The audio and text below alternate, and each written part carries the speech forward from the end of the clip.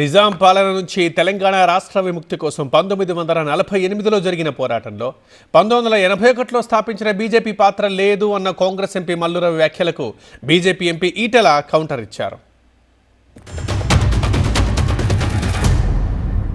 81లో BJP party వచ్చింది. మరి ఇది ఎప్పుడు జరిగింది? 1948 ఆగస్టు సెప్టెంబర్లో జరిగింది. ఆనాడు బీజేపీ లేదు. ఈ పార్టీకి సంబంధించిన ఎవరు కూడా ఈ స్వతంత్ర పోరాటంలో పాల్గొనలేదు. భారతదేశ స్వతంత్ర పోరాటంలో లేరు, తెలంగాణ రాష్ట్ర స్వతంత్ర పోరాటంలో లేరు. 1947 ఆగస్టు 15న దేశ స్వతంత్ర వేడుకలు జరుపుకుంటాం.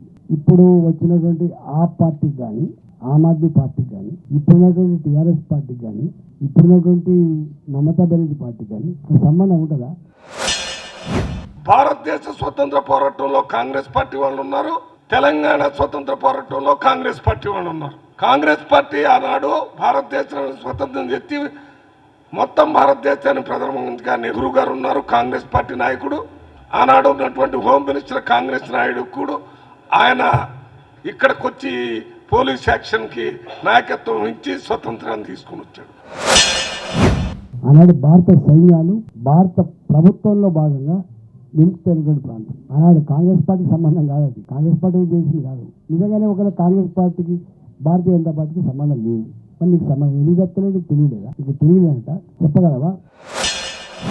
ఆనాడు ప్రాణాలు అర్పించిన వాళ్ళని సంరమించడానికి దాంట్లో ముస్లింలు ఉన్నారు, హిందువులు ఉన్నారు, మామూలు జనం ఉన్నారు.